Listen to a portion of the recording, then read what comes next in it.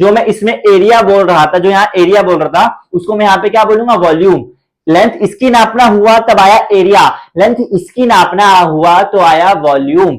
मतलब तुम्हारा कुत्ता कुत्ता तुम्हारा कुत्ता टॉमी, हमारा कुत्ता कुत्ता वाला सीन है। तो जब लेंथ इसकी नापना हुआ तब आया एरिया, और जब लेंथ इसकी नापना है, बुखार उसको 102 है, राइट, बुखार उसको 102 है, तो उसके अंदर की जो वाटर, मतलब पानी तो बॉडी 70% पानी की बनी है, राइट, तो उसके अंदर के जितने भी वाटर्स है वो तो इवेपोरेट हो जाने चाहिए ना।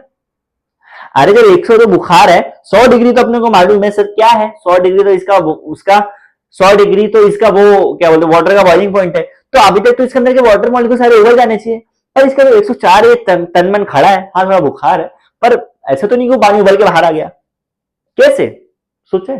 क्या बताती है सर, कितने लोग प्रेजेंट हैं कितनी जगह में,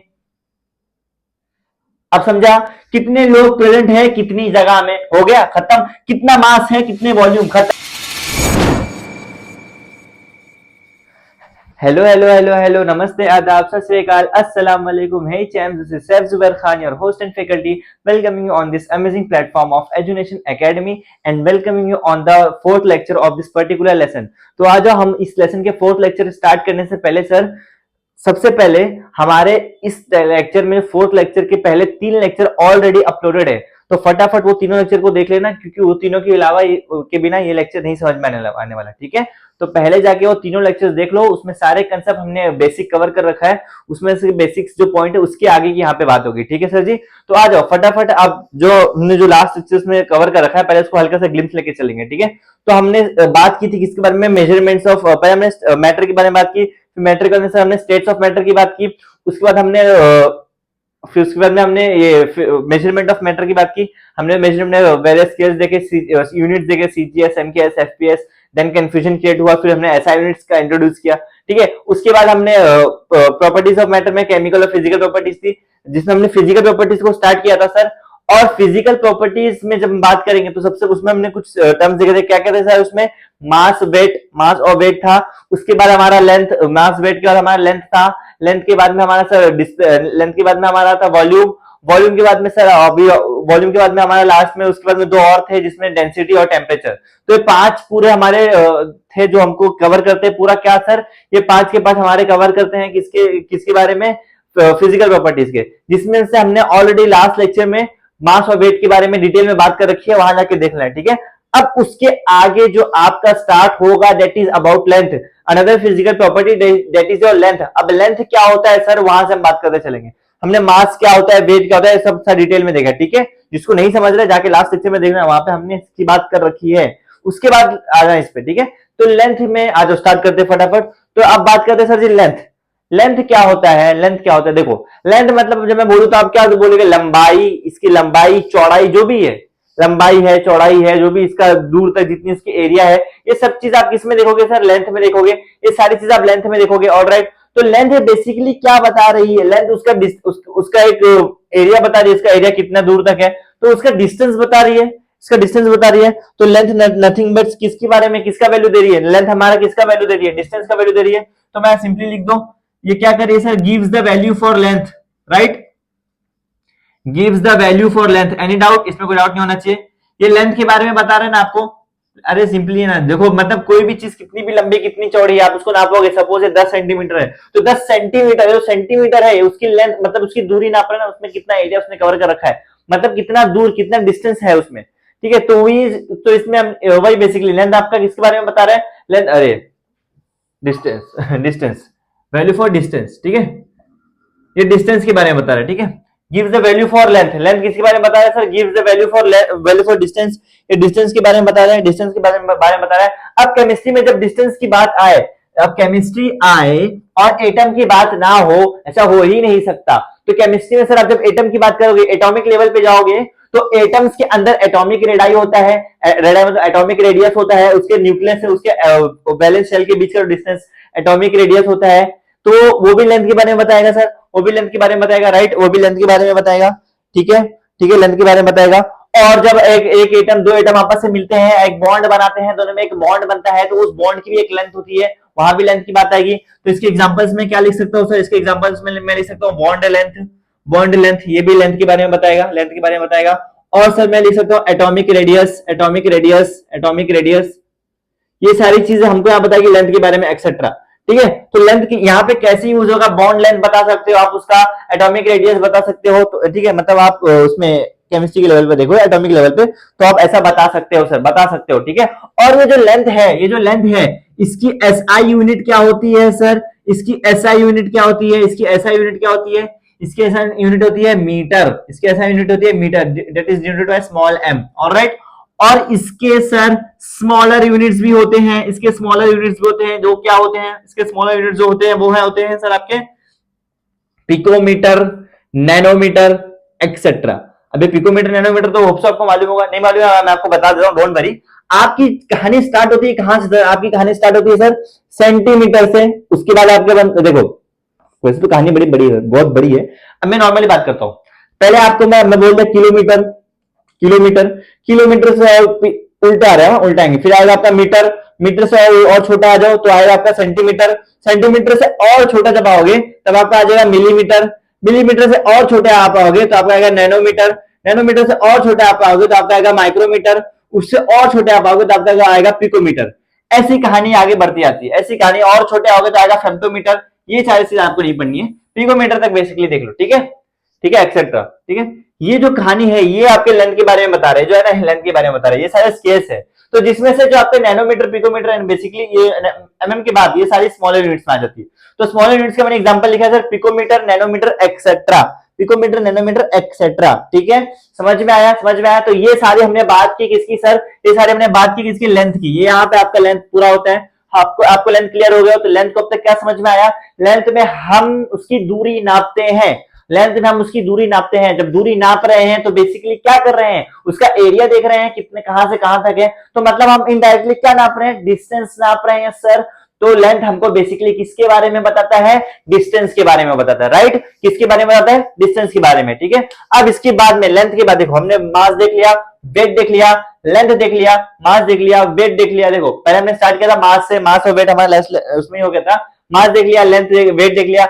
अब इसमें आता है एक नई चीज, that is your volume, that is your volume, volume. अब ये नहीं जो आप अपनी टीवी की वॉल्यूम तेज ज्यादा करते हो, या फिर वो भी नहीं वॉल्यूम कम कर पापा जाग जाएगा, वो सीन भी यहाँ पे नहीं है। वॉल्यूम मतलब क्या होता है सर, वॉल्यूम मतलब क्या होता है, उधर से देखो, वॉल्यूम मतलब भी सिंपली एक, ये भी एक एरिया ही होती है, बट यहाँ पे थ्री डायमेंशनल ऑब्जेक्ट की बात की जाती है, 3D ऑब्जेक्ट की बात की जाती है। देखो फॉर एग्जांपल, ये जो बोर्ड है मेरा, ये जो मेरा बोर्ड है, ये मेरा क्या है सर, ये मेरा क्या है, 2D। रुको और अच्छे समझाता हूं। मेरे पास ये मेरा कवर है, एक कवर है, इसका मेरा फ्लैप जो है, देखो ये मेरा कवर है ना, इसका ये सिंपली अगर मैं बोलूं तो ये मेरा 2D स्ट्रक्चर, देखो पतला 2D स्ट्रक्चर है, ये मेरा 2D स्ट्रक्चर है, 2D स्ट्रक्चर है। तो मेरा जो 2D स्ट्रक्चर है ना सर जी, ये अगर मैं बोलूं इसकी मुझे लेंथ नापना है, तो मैं क्या बोलूंगा, एरिया, इसका कितना एरिया रहेगा, लेंथ बाय ब्रेड्थ, मैं इसका एरिया निकाल लूंगा, एरिया निकाल लूंगा। पर मैं यहाँ किसकी बात किया, इसकी जब मैं पूरा मुझे कवर करना है कितना दूरी में फैला है, तो मुझे यहाँ पे क्या नापना पड़ा, क्या नापना पड़ा, एरिया। क्या नापना पड़ा इसका, एरिया, एरिया, एरिया। अब मैं अगर बात करूं सर किसी थ्री डायमेंशनल ऑब्जेक्ट की, अब मैं बात करूं सर किसी थ्री डायमेंशनल ऑब्जेक्ट की, जैसे कि मैं इसकी बात कर लिया, इस बॉक्स की, इस बॉक्स की अगर मैं बात करूं तो इस बॉक्स के अंदर देखो, इसका लेंथ है, इसका ब्रेड्थ है, और इसके अंदर कुछ खाली जगह रहेगी, इसके अंदर कुछ खाली जगह रहेगी ना सर, कुछ खोखला रहेगा कुछ, मतलब इसमें देखो 3D स्ट्रक्चर बनाया, एक्स एक्सिस, वाई एक्सिस और एक इधर जेड एक्सिस, तो 3 कोना दिख रहा है, ये बेसिकली 3D स्ट्रक्चर है। तो मैं 3D स्ट्रक्चर की बात करूंगा, 3D मतलब ऐसा देखो पूरा सा 3D दिख रहा है ना, ये चपटा तो नहीं है, हर तरफ से देखो 3D है। तो मैं 3D स्ट्रक्चर की बात करूंगा तो वहां पे उसकी, जहां पे मैं उसको एरिया बोल रहा था, जो मैं इसमें एरिया बोल रहा था, जो यहाँ एरिया बोल रहा था, उसको मैं यहाँ पे क्या बोलूंगा, वॉल्यूम। लेंथ इसकी नापना हुआ तब आया एरिया, लेंथ इसकी नापना हुआ तो आया वॉल्यूम। मतलब तुम्हारा कुत्ता कुत्ता तुम्हारा कुत्ता टॉमी, हमारा कुत्ता कुत्ता वाला सीन है। तो जब लेंथ इसकी नापना हुआ तब आया एरिया, और जब लेंथ इसकी नापना हुआ तब आया वॉल्यूम। समझ में आया, समझ में आया। तो बेसिकली वॉल्यूम आपको क्या बता रहा है, बेसिकली वॉल्यूम आपको बता रहा है सर जी, अबाउट ये भी जो वॉल्यूम है आपको, ये भी आपको ये भी आपको एक स्पेस के बारे में बता रहा है, एक जितना भी एरिया कवर हो रहा है, तो ये बताएगा, वॉल्यूम बेसिकली बताएगा,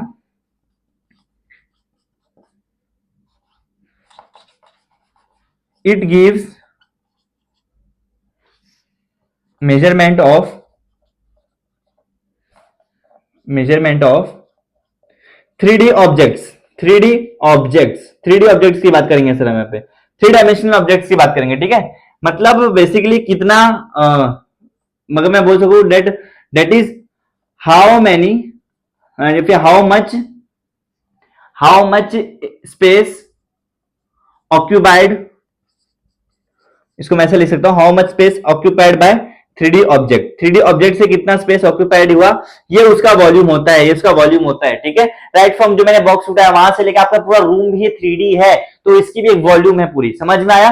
तो आप ये भी आपका, हम जो मैटर को मेजरमेंट करते हैं तो वॉल्यूम ऐसा मेजरमेंट होता है, तो वॉल्यूम का मेजरमेंट कुछ ऐसा होता है, जैसे थ्री डी स्ट्रक्चर्स में ही बेस करता है सर जी, थ्री डी स्ट्रक्चर में ही बेस करता है। अब मैंने यहाँ पे उठाया क्यूबिक स्ट्रक्चर, अब ये सर्कल भी तो हो सकता है ना सर। अब देखो सर्कल जब मैं इसके ऊपर बनाऊंगा तो ये होगा सर्कल 2D में। अब ये सर्कल को मैं बाहर उठाया एक बॉल, फुटबॉल की तरह, ऐसा पूरा फुटबॉल 3D में, उसको स्फीयर बोलते हैं। होप से आपको मालूम होगा, 10th में इंस्टॉलेशन पढ़ के आओगे आप तो आपको मालूम होगा ये 3D स्ट्रक्चर है ज्योमेट्री में, ये 3D स्ट्रक्चर है। 3D को हम स्फीयर बोलते हैं, 2D को हम सर्कल बोलते हैं, ठीक है। अब जब मैं 3D की बात करूं स्फीयर की, तो उसका भी एक वॉल्यूम रहेगा, वॉल्यूम वहां पे भी है, वॉल्यूम ये क्यूब में भी था। तो इससे हमको क्या मालूम पड़ा सर, ये शेप पे डिपेंड नहीं करता, ये शेप पे डिपेंड नहीं करता, तो does not depend upon shape, right, clear, does not depend upon shape, मतलब कोई भी शेप हो अगर वो 3D है तो उसका कुछ ना कुछ वॉल्यूम रहेगा, राइट। मतलब कोई भी 3D स्ट्रक्चर है उसका अगर कोई भी 3D रहे, कोई भी शेप रहे, अगर वो 3D है तो उसका कुछ ना कुछ वॉल्यूम रहेगा, समझ में आया। होपफुली आपको यहां तक क्लियर होगा। इजी है। अब ध्यान से देखो, इसका SI यूनिट क्या होता है, वो पहले ध्यान से देखो। यहां पे हम किसकी बात कर रहे हैं, लेंथ की बात कर रहे हैं, डायरेक्टली लेंथ की बात कर रहे हैं। लेंथ देखो, जब मैं ये उठाया था तो जब मैं 2D स्ट्रक्चर लेता था, लेंथ और ब्रेथ, L और L दो बार हुआ, लेंथ और ब्रेथ। और जब मैं इसकी बात किया, जब 3D स्ट्रक्चर की बात किया, तो लेंथ इधर भी था, इधर भी था, मतलब एक्स एक्सिस भी, वाई एक्सिस भी, जेड एक्सिस भी, तीनों डायरेक्शन में लेंथ था सर, तीनों डायरेक्शन में लेंथ है। यहाँ पे लेंथ तीनों डायरेक्शन में आया, एक डायरेक्शन के लिए हम लेंथ का क्या देखे थे हम लोग, ऐसा यूनिट मीटर। अब यही लेंथ यहाँ पे आपका 3 टाइम आया, तो मीटर इंटू मीटर कितना हुआ, मतलब मैं बोलूं मीटर इंटू मीटर, मतलब 3 बार मीटर आ गया, that is your metre cube. आपका इसमें क्या होता है, इसकी ऐसा यूनिट मीटर क्यूब। आपकी वॉल्यूम की ऐसा यूनिट क्या होती है सर जी, मीटर क्यूब। किसकी क्या होती है सर जी, मीटर क्यूब। समझ में आया।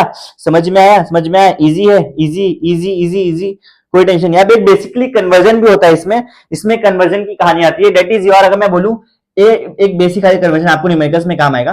1 लीटर जो होता है ना सर, वो किसके बराबर होता है, 1 DM क्यूब। 1 लीटर जो होता है, ये अब आपको धीरे समझ में आएगा इसी लेसन में। 1 लीटर जो होता है आपका 1 DM क्यूब के बराबर होता है, और 1 लीटर में कितना ml होता है सर, 1000 ml होता है।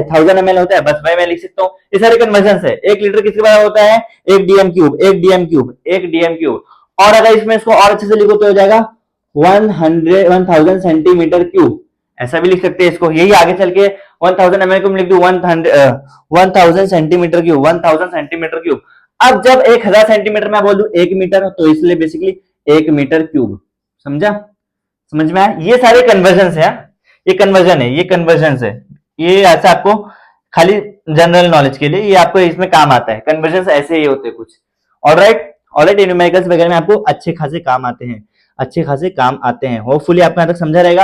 अब कहानी हम धीरे धीरे आगे बढ़ाते हैं, गाड़ी आगे बढ़ाते हैं। हमारा हो गया है सबसे पहले हमारा मास, वेट और मास हो गया था। उसके बाद हमारा लेंथ हो गया सर, वॉल्यूम हो गया सर। इसके बाद आपका क्या आया था, that is your density. Next is your density. Density क्या होता है, ये मालूम है आपको। डेंसिटी मतलब होता है घनत्व, हिंदी में बोल दिया मैंने, घनत्व। मतलब एक चीज कितनी डेंस है वो किससे मालूम पड़ेगा, उसके अंदर जो कॉन्स्टिट्यूएंट्स पार्टिकल प्रेजेंट है उनके अरेंजमेंट से मालूम पड़ेगा। सर ये क्या बोल दिया, हमारे को तो समझ में नहीं आया, कोई बात नहीं, मैं हूं ना। सुनो क्या हुआ, ये जो डेंसिटी जो है ना, अगर मेरे हाथ में ये मेरा हाथ में पूरा भर के, मेरे हाथ में कॉटन है, रुई, मेरे पूरी मुट्ठी भर के रुई है, और यहाँ पे मेरे वही मुट्ठी भर के लोखंड है, आयरन प्योर सर्कल में। तो अगर मैं दोनों को एक हाथ में पकड़ू, दोनों का एरिया तो इतना ही है, मेरा वॉल्यूम देखो दोनों का इतना है, मेरे एक मुट्ठी के बराबर है दोनों का भी वॉल्यूम। पर यहाँ मेरे पूरे मुट्ठी भर के क्या है, रुई, ये मेरे मुट्ठी भर के क्या है, लोखंड। पर दोनों में से वेट किसका ज्यादा रहेगा? लोखंड का।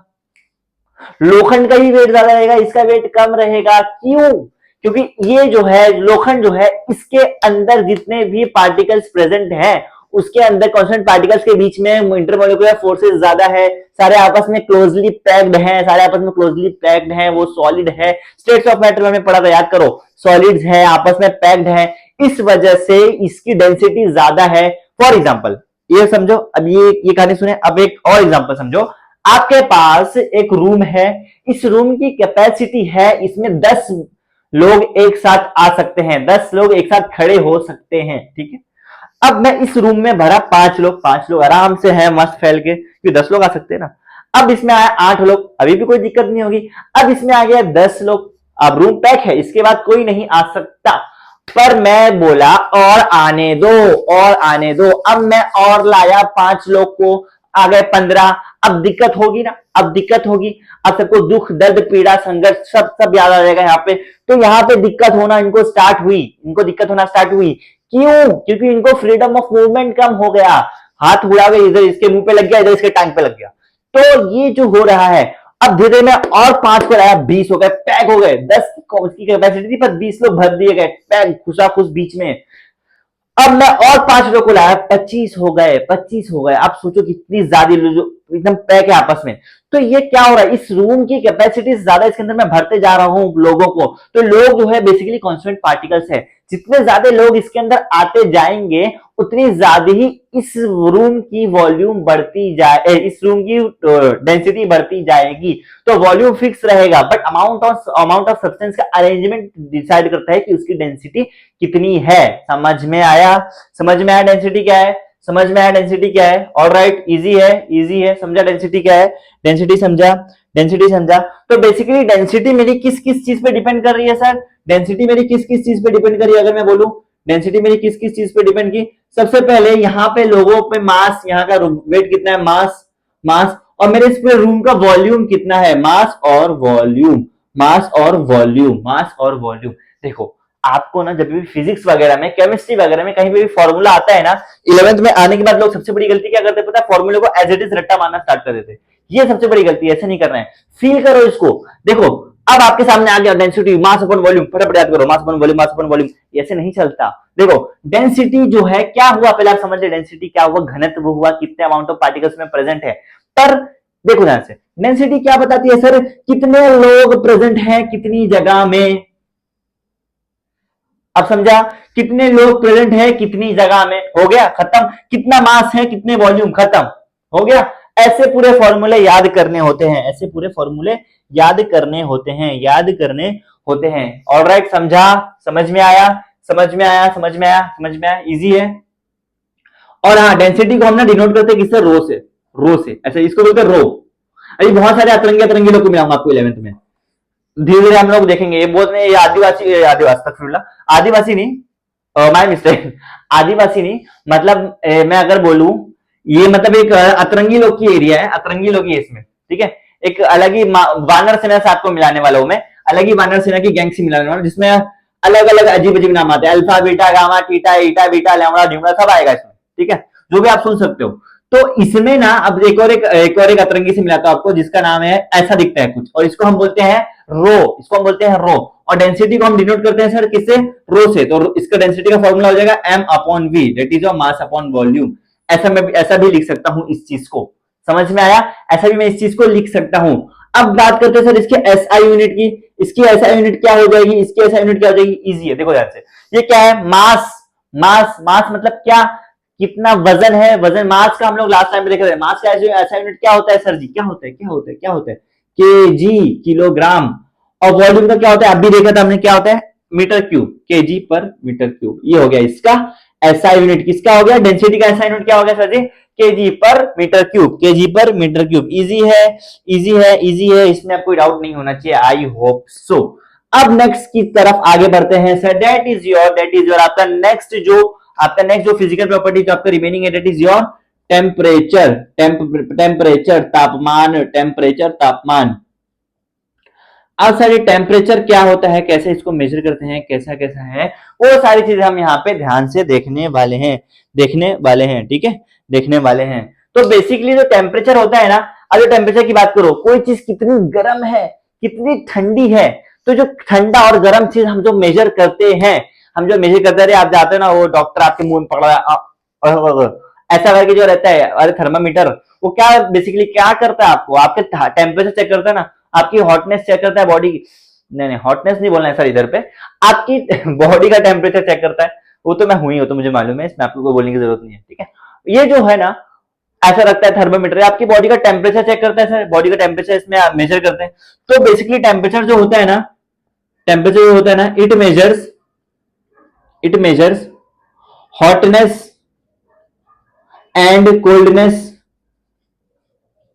ऑफ बॉडी, मतलब ये बॉडी का हॉटनेस और कोल्डनेस पे डिपेंड को मेजर करता है टेम्परेचर। ये ऐसा नहीं, जब मैं बोलूं सर टेम्परेचर मतलब होता है तापमान, टेम्परेचर मतलब होता है तापमान। अब तापमान का मतलब यही नहीं कि सिर्फ गर्म ही चीज मेजर करना है, कितनी ठंडी है वो भी तो आप मेजर करते हो ना, निगेटिव में टेम्परेचर जाते हैं। तो गर्म और ठंडा दोनों को मेजर करने में आप यूज करते हो किसको, टेम्परेचर को, ठीक है। टेम्परेचर को किसमें यूज करते हो, मेजरमेंट के लिए, किसके, हॉटनेस और कोल्डनेस के लिए, ठीक है, हॉटनेस और कोल्डनेस के लिए। और इसमें इसमें 3 टाइप्स के मेजरमेंट होते हैं, 3 स्केल्स होते हैं, 3 स्केल्स फॉर मेजरमेंट, ठीक है, ऑफ टेम्परेचर। अब इसमें 3 स्केल होते हैं आपके मेजरमेंट करने के टेम्परेचर के। कौन कौन से होते हैं सर, कौन कौन से होते हैं? सबसे पहला आपका आता है मार्केट में डिग्री सेल्सियस, उसके बाद आपका आता है सर डिग्री केल्विन, उसके बाद आपका आता है सर डिग्री फ़ारेनहाइट। ये होता है आपका डिग्री सेल्सियस या आपका होता है डिग्री केल्विन, ये आपका होता है फ़ारेनहाइट, ये आपका होता है फ़ारेनहाइट। अब ये तीनों क्या क्या होते हैं वो ध्यान से सुनो। अच्छा ठीक है, इसके स्टार्ट करने के पहले आपको एक चीज बता दूं, रुको पहले खत्म कर दो फिर बात होता है यार, वो लिखा है लिंक टूट जाएगा, पहले इसको खत्म करते हैं फिर उस पे आते हैं, ठीक है। डिग्री सेल्सियस, डिग्री केल्विन और डिग्री फ़ारेनहाइट, जिसमें से जो आपका डिग्री केल्विन है ना, ये आपका ऐसा यूनिट है। अब टेम्परेचर का ऐसा यूनिट क्या है इसमें, डिग्री केल्विन, ठीक है, डिग्री केल्विन ही आपका एसआई यूनिट है। ऑलराइट। अब ये कुछ कन्वर्जन फैक्टर्स है, इसमें याद रखना, कन्वर्जन के लिए आपको टेम्परेचर कन्वर्जन करना है, उसके लिए कुछ फैक्टर है, कन्वर्जन फैक्टर्स। कैसे कन्वर्ट करना होता है, वो देखो। अगर आपको चीजें कन्वर्ट करना है, चाहे अभी आपको नॉर्मली जो टेम्परेचर स्केल चलता है, normally accepted, that is degree Celsius, is widely used है आपका। जो आपका डिग्री सेल्सियस है ना सर जी, वो वाइडली यूज है। आपने डिग्री केल्विन, डिग्री फ़ारेनहाइट बहुत कम इंडस्ट्रियल्स वगैरह में सुनोगे, पर सर नॉर्मल जगह पे आप बोलोगे आज टेम्परेचर कितना है, 28 डिग्री है, तो 28 डिग्री क्या, डिग्री सेल्सियस ही बोलते हैं ना, डिग्री सेल्सियस वहां पे आता है, ठीक है, डिग्री सेल्सियस से ही लेते हैं। तो अगर डिग्री केल्विन में हमको टेम्परेचर दिया है, डिग्री फ़ारेनहाइट में टेम्परेचर दिया है, इसको अगर मुझे कन्वर्ट करना है डिग्री सेल्सियस में, तो इससे कुछ कन्वर्जन फैक्टर्स होते हैं सर, इसमें कुछ कन्वर्जन फैक्टर्स होते हैं। अगर मैं डिग्री फ़ारेनहाइट से कन्वर्ट करना है, पहले इसकी बात करूं, डिग्री फ़ारेनहाइट से मुझे कन्वर्ट करना है, अगर मुझे डिग्री फ़ारेनहाइट से डिग्री सेल्सियस में कन्वर्ट करना है, डिग्री फ़ारेनहाइट से, देखो ये बहुत खतरनाक बना दिया मैंने और छोटा, हाँ, डिग्री फ़ारेनहाइट से डिग्री सेल्सियस में अगर मुझे कन्वर्ट करना है, डिग्री फ़ारेनहाइट से डिग्री सेल्सियस में मुझे कन्वर्ट करना है, तो क्या आएगा सर, तो क्या आएगा बेसिकली, जो मैं डिग्री फ़ारेनहाइट है ये आ जाएगा 9/5 डिग्री सेल्सियस प्लस 32, मतलब कोई भी डिग्री सेल्सियस, कोई भी ऐसा डिग्री फ़ारेनहाइट आया, 9/5 लिखो प्लस 32 डालो, इसमें आप कैलकुलेट आप करोगे तो आपका फ़ारेनहाइट से डिग्री सेल्सियस में आ जाएगा। समझ में आया, आ जाएगा। अगर डिग्री फ़ारेनहाइट से डिग्री सेल्सियस में कन्वर्ट करना हुआ तो चीजें ऐसे कन्वर्ट होती हैं। ऑलराइट, ये हमने बात किया किससे के सर, डिग्री फ़ारेनहाइट से डिग्री सेल्सियस की, डिग्री सेल्सियस की। अब सेकंड फैक्टर से अगर मैं बात करूं डिग्री केल्विन से डिग्री सेल्सियस की, देखो अब केल्विन से सेल्सियस की बात किया, पहले फ़ारेनहाइट से सेल्सियस की, अब केल्विन से सेल्सियस की बात करूं, केल्विन से सेल्सियस की बात करूं तो क्या होता है सर, तो क्या होता है, ये होता है बेसिकली डिग्री सेल्सियस प्लस 273.15। अगर आपको सेल्सियस में टेम्परेचर दिया है, उसके ऊपर प्लस कर दो कितना, 273 प्लस 15, आपको केल्विन निकल जाएगा। अगर सेल्सियस में सेल्सियस से ऐसे सर, मतलब ये ठीक है, ऐसे कन्वर्जन होता है। ऑलराइट, ये किसका हो गया, degree Fahrenheit Celsius, kelvin Celsius, ऐसा समझ में आया।